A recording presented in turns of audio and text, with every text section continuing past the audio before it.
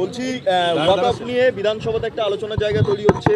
30 তারিখ দেখা যাচ্ছে যে রানী রাসমণিতে মুখ্যমন্ত্রী থাকবেন ওয়াকফ নিয়ে মানে সভাতে। 28 তারিখে সিদ্দিকুল্লাহ চৌধুরীরা সমাবেশ করবেন। আর তার পাশাপাশি বিরোধীরা আজকে লোকসভার স্পিকার ওম বিড়লার কাছে আবেদন করেছে যে আরো 15 দিন সময় দেওয়া হোক, কারণ জেপিসির এখনো কাজকর্ম শেষ হয়নি। ওয়েস্ট বেঙ্গলে জেপিসির আসার কথা ছিল, এখানকার মানুষের মতামত নেওয়ার কথা ছিল, কিন্তু জেপিসি ওটা পোস্টপোন করে দিয়েছে। এখানকার মানুষের মতামত নেয়নি, অর্থাৎ ওয়েস্ট বেঙ্গলে।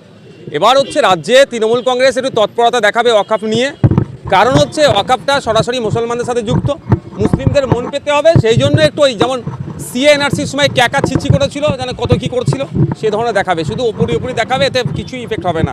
রাজ্যের পশ্চিমবাংলাতে যে সমস্ত ওয়াকফ প্রপার্টি, ভ্যালুয়েবল প্রপার্টি যেগুলো আছে, তৃণমূল কংগ্রেসের সাথে যুক্ত যারা থেকে আছে, যেগুলো লুট করছে, সেগুলো কত বিঘা উদ্ধার করেছে বা কত উদ্ধার করতে পারবে, নির্দিষ্ট একটা টাইম দেওয়া হোক। পশ্চিমবাংলায় এই ধরনের ওয়াকফ সম্পত্তি আছে যেগুলোকে পশ্চিমবাংলা এখন যে সরকার চলছে, অর্থাৎ তৃণমূল সরকারের আমলেই 1 নম্বর খতিয়ানে পাঠিয়ে দেওয়া হচ্ছে। অনেক বিঘা কবরস্থান আছে 1 নম্বর খতিয়ানে পাঠিয়ে দিয়েছে, এটা ইচ্ছাকৃতভাবে। ওগুলোকে উদ্ধার করুক আগে, তারপরে মমতা ব্যানার্জি বা তৃণমূল কংগ্রেস ওয়াকফ নিয়ে আন্দোলন করুক।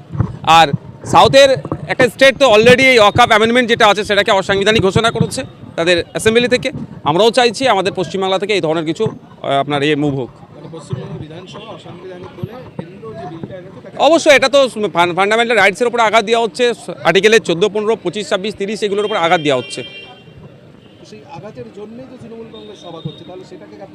দেখুন, তৃণমূল কংগ্রেসের অবশ্যই প্রতিবাদ করছে, কিন্তু তৃণমূল কংগ্রেস যে সমস্ত নেতাগুলো এই ওয়াকফ সম্পত্তি লুট করে রেখেছে সেটা উদ্ধারের কথা বলছে না কেন?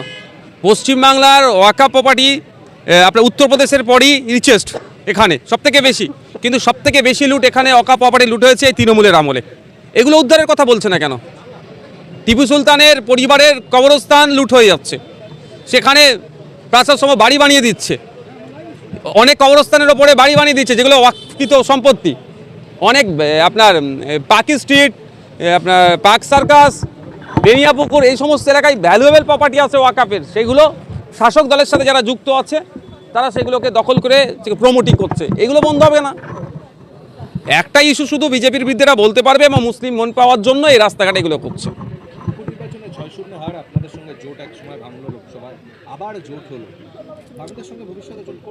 দেখুন, আমরা লোকসভা নির্বাচনে আমাদের যে ডিমান্ডটা রেখেছিলাম আমরা সেটা ফুলফিল করতে পারিনি বলে আমরা আলাদাভাবে লড়াই করেছিলাম। উপনির্বাচনে আমরা যে দাবি করে রেখেছিলাম সে দাবির সাথে কিছুটা সহমত হয়েছে, ফলে ঐক্যবদ্ধ হয়ে লড়াই করেছে। 2026 নির্বাচন আসছে, আমরা যে জায়গায় সিটগুলো প্রার্থী দিতে চাইবো, আলোচনা হবে, সেগুলো যদি ছাড়ে অবশ্যই জোট হবে, অন্যথায় ভাবতে হবে আমাদেরকে।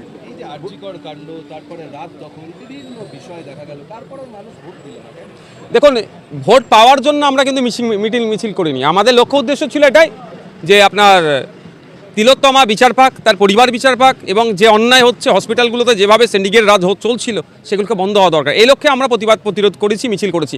এটা লক্ষ্যে যদি কেউ ভোটের লক্ষ্যে যদি কেউ করে থাকে তারা বলবে। তবে একটা জিনিস আমি দেখছিলাম, রেজাল্ট যখন হচ্ছিল স্বাভাবিকভাবে আমরা পরাজয় স্বীকার করছি, কারণটাও আমরা জানি কীভাবে সন্ত্রাস হচ্ছে, নির্বাচন কীভাবে প্রহসনে পরিণত হয়েছে। তারপরে আমি দেখছিলাম সোশ্যাল মিডিয়াতে যেভাবে ভোটারদেরকে অনেকে বিভিন্ন ভাষায় আক্রমণ করেছে, যে আরজি কর নিয়ে শিক্ষা হলো না, এ নিয়ে শিক্ষা হলো না, ও নিয়ে শিক্ষা হলো না বলে, এটা কোনোভাবেই কাম্য নয়।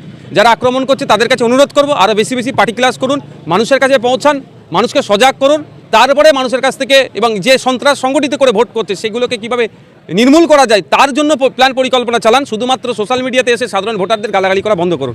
একটা কথা বলুন তো, যে বাম করছে, কংগ্রেস করছে, পার্টিকুলার আমি কাউকে বলছি না, যেই করছে কেন তাদের উদ্দেশ্যে আমার বার্তা, মানুষকে সচেতন যতদিন না করতে পারবেন এই ধরনের ভোট চুরি হবে। আর ভোট চুরি আমরা আটকাতে পারছি না, আমরা সাধারণ ভোটারকে বিভিন্ন ভাষায় গালিগালাজ করছি, সমালোচনা করছি, এগুলো রাজনৈতিক দলের কাম্য নয়। না, ভোটারদের যে ভোট পাচ্ছেন না, দেখুন, আমি কে কাকে মাইলেজ দিচ্ছে, কে ব্যাকফুটে যাচ্ছে সেটা আমি চর্চা করছি না। আমার চর্চার জায়গাটা হতো এটাই যে আমরা প্রথম কথা হচ্ছে যে আমরা তিলোত্তমাকে নিয়ে যে আন্দোলন করেছি ভোটে প্রতিফলন হওয়ার জন্য নয়, প্রথম কথা। দ্বিতীয় কথা, যারা আবার তিলোত্তমাকে নিয়ে আন্দোলন করেছে হয়তো অনেকে তাদের মধ্যে আছে, তাদের প্রথম দায়িত্ব হচ্ছে ভোটারদেরকে আরও গ্রাসরুট লেভেলে গিয়ে তাদেরকে বোঝানো, এবং সাথে সাথে যে সন্ত্রাস সংগঠিত হচ্ছে শুধুমাত্র অপোজিশন আটকাবে এটা নয়, সাধারণ মানুষ কীভাবে রাস্তায় নেমে আটকায় তার জন্য তাদেরকে মোটিভেট করতে হবে। বলছি একটা বিষয়, যে এই প্রভাব, মানে আর্যিকরের প্রভাব তো পড়লো না জেলারগুলোতে, তাহলে সেক্ষেত্রে সংগঠন তো নেই। যতই ভোটের জন্য না লড়ুন, সাধারণ মানুষের কাছে সেই বার্তা পৌঁছে দিতেও তো আপনারা কার্যত অপারগ। আইএসএফ বলুন, সেটা বামেরা বলুন বা অন্যান্য পার্টিগুলো বলুন, কংগ্রেস। আমরা যেখানে কন্টেস্ট করেছি সে বার্তা আমরা পৌঁছেছি, যে অন্যায় অনাচার হচ্ছে সেগুলোকে পৌঁছানোর চেষ্টা করেছি এবং পৌঁছেও গিয়েছে। কিন্তু দুর্ভাগ্যের বিষয়, মানুষ যে ভোটটা দেবে সেই ভোট দেওয়ার জায়গাটা শাসক করে দিচ্ছে না, বরঞ্চ সেটাকে কুক্ষিগত করে রেখেছে। উন্নয়নের এত বন্যা বইছে, সেই জন্য বিরোধীদের বিভিন্ন এজেন্টকে ঢুকতে দেওয়া হচ্ছে না, তাদেরকে আটকানো হচ্ছে। উপনির্বাচনে 90%-এর উপরে ভোট পড়ছে 40টার অধিক সিট মানে বুথে। আর আমরা আপনার হাড়োয়াতে 37টা সিটের 37টা বুথের রিপোলিংয়ের দাবি করেছিলাম, কিন্তু দুর্ভাগ্যের বিষয় ওখানকার যিনি এআরও স্যার ছিলেন, জানি না তিনি একটাও আমাদের মানে যে আমরা যে অভিযোগ করেছিলাম সেটাকে গ্রহণ করেনি। ফলে যখন রেজাল্ট দেখছেন, দেখবেন 1400 ভোট টোটাল ভোট আছে, সেখানের মধ্যে 1200 কোনো জায়গায় 600 ভোট আছে, তার মধ্যে 500 এই ধরনের ভোট শাসক পেয়ে যাচ্ছে। আজকের দিনে এটা পাওয়া অসম্ভব। ভোটারদের সমালোচনা কারা করছেন সোশ্যাল মিডিয়ায় স্পষ্ট করে? যারা ভোটারদের সমালোচনা করছে তাদের উদ্দেশ্যে আমার বার্তা। মানে কারা? কোনো নির্দিষ্ট দল তো রয়েছে। নির্দিষ্ট দলের পক্ষ থেকে হচ্ছে না, কর্মী সমর্থকরা করছেন, কর্মী সমর্থকরা কোন দলের করতে পারে? সেটা খুঁজলেই পাবেন। বলছি, আপনারা নাকি বুথ লেভেলের রাজনীতি করেন না, সোশ্যাল মিডিয়ায় রাজনীতি করেন, তার জন্য ভোটের ফলাফল এই সময়। দেখুন, বুথ লেভেলের রাজনীতি করি কি করি না, হাড়োয়ার উপনির্বাচনের ভোটের দিন সকালে আপনারা বুঝতে পেরেছিলেন, দাঁতপুরের মতো যেখানে সন্ত্রাস কবলিত এলাকা করে রাখার পরও আমরা আমাদের পক্ষ থেকে প্রায় 12 থেকে 15টা বুথে আমরা এজেন্ট দেওয়ার জন্য প্রস্তুত নিয়েছি এবং এজেন্টরাও রেডি হয়ে গিয়েছিল। কিন্তু সেখানে যারা প্রশাসনের সহযোগিতা করার দরকার সেখানে সহযোগিতা করেনি, উল্টে গুন্ডা মস্তানদেরকে ওখানে সহযোগিতা করেছে। তো বুথ লেভেলে আমরা সংগঠন করছি, আমাদেরকে এই বার্তাটা দেওয়া আপনাদের মনে হয় বা যারা দিচ্ছেন তাদের বলবো নিজেদের চরকাতে একটু তেল দিক তারা।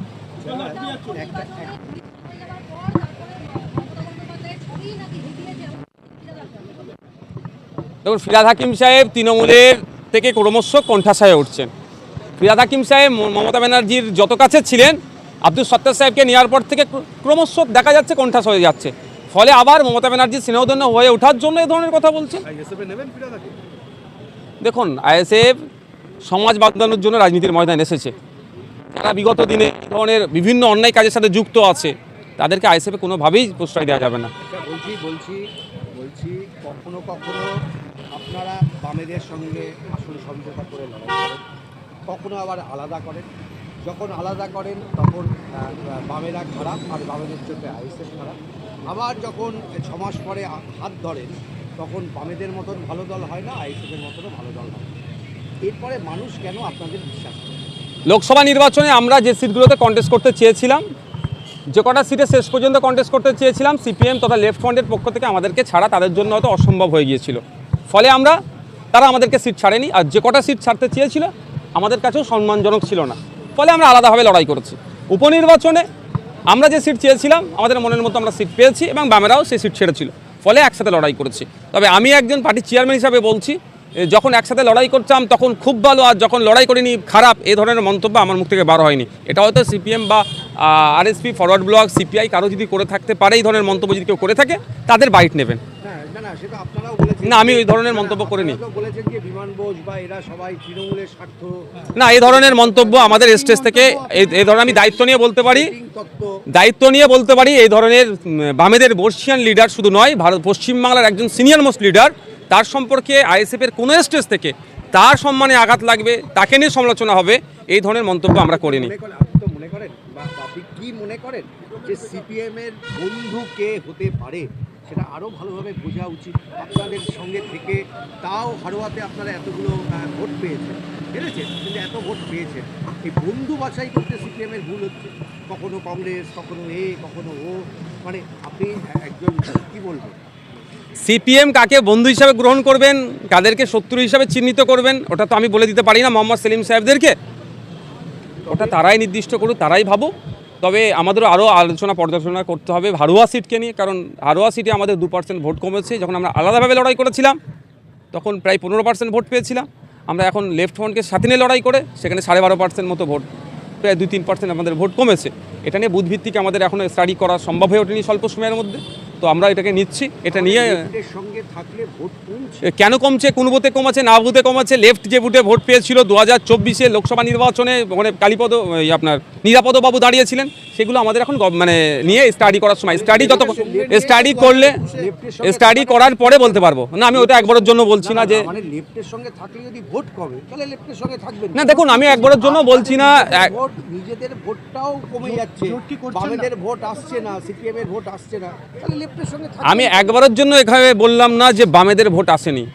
ওটা গবেষণার বিষয় আছে, স্টাডির বিষয় আছে, সেগুলো আমরা দেখব, বুথভিত্তিক রেজাল্ট দেখব, 2024-এর লোকসভা নির্বাচন দেখবে এবং 2024-এর উপনির্বাচন দেখব, দুটো মিলিয়ে দেখা যাবে যে আমাদের কোন জায়গায় এটাকে পাথেয় করে 26-এর রূপরেখা অবশ্যই তৈরি হবে। আমরা যদি খুব সহজ অঙ্ক বলি, আপনারা যে ভোট পেয়েছিলেন সেই ভোটটা কমে গেল, তাহলে এক হতে পারে আইএসএফ এর যারা ভোট দিয়েছিল তারা আপনাদের এবার ভোট দিল না, দুই হতে পারে লেফটের কোনো ভোট আপনারা পেলেন না, আইএসএফ তাদের মতন ভোট দিয়েছে, আর তিন হতে পারে যে লেফটের সঙ্গে যেহেতু আপনারা হাত মিলিয়েছেন তাহলে আইএসএফ এর একটা অংশ আপনাদের উপর খুশি না, তাই তারা এবার ভোট দিল না। এই তিনটের বাইরে তো কোনো মহাকাশ না, এই তিনটের মধ্যে কোনটা রকেট সায়েন্স নয়, এটা তিনটের মধ্যে কোনটা সঠিক যতক্ষণ আমরা গবেষণা করছি, ওটাকে স্টাডি করছি, ততক্ষণ আমরা রিপোর্ট বানাতে পারছি, তার আগে বলতে পারবো না। অবশ্যই আপনাদের বলি এটা নিয়ে কিন্তু আমরা রিপোর্ট আকারে প্রকাশ করবো এবং মিডিয়ার মাধ্যমে। এবং আপনারা ভাবছেন যে লেফটের সঙ্গে যাওয়াটা ঠিক হলো না, ভাবা কখন বলছি আমরা? না বলছেন মানে ভাবছেন না, কোনো প্রশ্নই আসছে না এখানে। লেফটের সঙ্গে গেলে ভোট কমবে, আবার লেফটের সঙ্গে প্রত্যেকের হ্যাঁ 26-এ দেখুন কার সাথে যাবো না যাবো এখনই তো বলবো না। তৃণমূল বিজেপির সাথে কোনো যাওয়ার প্রশ্নই আসছে না। সিপিএম এর সঙ্গে গিয়ে ভালো হলো না, ভুল হয়ে গেল, চাকরি চলে যাবে না, হয়ে গেল, আপনাদের ভুল হয়ে গেল। তথ্য দেখে বলতে হবে, তার আগে সম্ভব নয়। কংগ্রেসের সাথে যাওয়াটা ভুল হচ্ছে, সেই কারণে আপনারা দেখুন আমি সিপিএম এর উপরে আমার কংগ্রেস ছিল না তো, কংগ্রেস তার মতো করে লড়াই করেছিল এবং ওখানে প্রায় 4000 মতো ভোটও পেয়েছেন কংগ্রেস ওখানে। সংস্পর্শে থাকতে আপনি বিশ্বাস করেন তো? দেখুন আপনি আমাকে যতটাই চেষ্টা করবেন হেডলাইন বার করার, আমি তো আজকে হেডলাইন দেবো না। আপনি পারবেন কিভাবে? যেদিন মুড থাকবে হেডলাইনে সেদিন দেবো। আপনি ব্রিগেডের যে লোকটা সিপিএম এর সমাবেশে থাকে তাদের ভোটের বাক্সে দেখা যায় না, আপনারা কি বা মানুষ কি বিশ্বাস করতে পারছে না সিপিএম কে, তার জন্য কি ভোট দিচ্ছে না? মানুষ যথেষ্ট বিশ্বাস করছে, অপোজিশনকে ভোট দেওয়ার জন্য চেষ্টা করছে, কিন্তু দুর্ভাগ্যের বিষয় ইসিআই ব্যর্থ হচ্ছে মানুষের ভোটাধিকার যে প্রয়োগের যে স্বাধীনতা আছে সেটা প্রয়োগ করাতে ব্যর্থ হচ্ছে। ইসিআই এই উপনির্বাচনে সম্পূর্ণরূপে ব্যর্থ হচ্ছে। শাসক দল তার প্রশাসনকে, রাজ্য প্রশাসনকে কাজে লাগিয়ে তো চেষ্টা করছে আটকানো, কিন্তু ইসিআইয়ের হাতে যে ইলেকশন কন্ডাক্ট করার যে দায়িত্ব আছে এবং শান্তিপূর্ণভাবে ভোট করানো, মানুষের মতামত সম্পূর্ণভাবে প্রয়োগের যে জায়গাটা আছে সেটা করে দিতে পারছে না। ফলে ব্রিগেড বলুন বা অন্য মিটিং মিছিল বলুক, মানুষ যাচ্ছে, মানুষ ভোট দেওয়ার জন্য বার হচ্ছে, কিন্তু ভোট দেওয়ার জন্য বার হচ্ছে, ভোট কেন্দ্রে তো পৌঁছাতে দিচ্ছে না। ভোট কেন্দ্রে পৌঁছানোর দায়িত্ব কার? ইসিআই, কিন্তু ইসিআই সেটা ইনশিওর করতে পারছে না। সঙ্গে 16-তে থাকবেন, 26-এ থাকবেন কিনা ভেবে দেখবেন, মানে এই রিপোর্ট পাওয়ার পর গবেষণা করে পর্যালোচনা করে চূড়ান্ত সিদ্ধান্ত নেবেন। আজকে আমি হেডলাইন দেবো না তো আপনাদেরকে। আমি বলছি এইটা বলেন, এটা তো স্টেট প্রশ্ন যে 26-এ সিপিএম এর সঙ্গে জোট 26-এর মতো একটা গুরুত্বপূর্ণ নির্বাচনে এখনই আমরা বলে দিতে পারি না কার সাথে থাকবো। উপনির্বাচনের থেকে বেশি গুরুত্বপূর্ণ অবশ্যই এটা 6টা ছিল, ওটা 294টা। স্বাভাবিকভাবে 294টা যখন কয়েকশো গুণ বেশি, 6টার থেকে কয়েক গুণ মানে বেশি হবে, তো সুতরাং সেটাতে কয়েকশো গুণ বলাটা আমার ভুল হয়েছে, আমি এটাতে করছি। তো স্বাভাবিকভাবেই 26-এ কার সাথে থাকবো সেটা সময় কথা বলবে। তবে একটা কথা বলে দেখি, একটা নিশ্চিত করে রাখি, বিজেপি তৃণমূলেরকে কোনো মতেই ভাবে তাদের সাথে যাওয়ার প্রশ্ন আসছে না এবং তাদেরকে কিভাবে দুর্বল করা যায় সেই চেষ্টা সর্বাধিকভাবে করবো। বামেদের সঙ্গেও যাবো এরকম কথাও আপনারা এখনই বলতে পারছেন না, বামেরাও তো বলতে পারবে না কার সাথে থাকবে 2026-এ। কংগ্রেসের সাথে থাকবে কি থাকবে না কোশ্চেন করলে তারা কি বলতে পারবে না? শুভঙ্কর বাবুকে কোশ্চেন করলে যে ভাই আপনারা বা সাহেব আপনারা 2026-এ কার সাথে যাবেন, তৃণমূলের সাথে মানে জুড়ে যাবেন না আপনার লেফটের সাথে যাবেন? অবশ্যই কিন্তু কংগ্রেসের এই যে অধীর চৌধুরী সরে গেল, তারপরে আরেকজন কিছু মানে ওর জন্য কোনো এফেক্ট পড়ছে কংগ্রেসের? দেখুন অধীর রঞ্জন চৌধুরীর ব্যাপারে, কংগ্রেসের শুভঙ্কর বাবুর ব্যাপারে আমি তো ডিসিশন দিতে পারি না। আমি যদি বলি আপনার অধীর রঞ্জন চৌধুরীর পরিবর্তে শুভঙ্কর বাবু এসেছে, কংগ্রেসে লাভ লস হয়েছে, ওতে কি এআইসিসি কি আমার কথা শুনে নেবে? সুতরাং আমার এখানে মন্তব্য করাটাই মনে হয় ভুল হবে। একটা কথা বলতে পারি, আপনার অধীর রঞ্জন চৌধুরী যতটা অ্যাগ্রেসিভ মমতা ব্যানার্জি বা তৃণমূলের বিরুদ্ধে, হয়তো শুভঙ্কর বাবু অতটা অ্যাগ্রেসিভ নয় কিন্তু বিরোধী না, এটা বলতে পারছি না আমি ভিতরকার খবর। বলছি একটা আদানি ইস্যুতে আজকে লোকসভা আবার নতুন করে মাথা ছাড়া করেছে।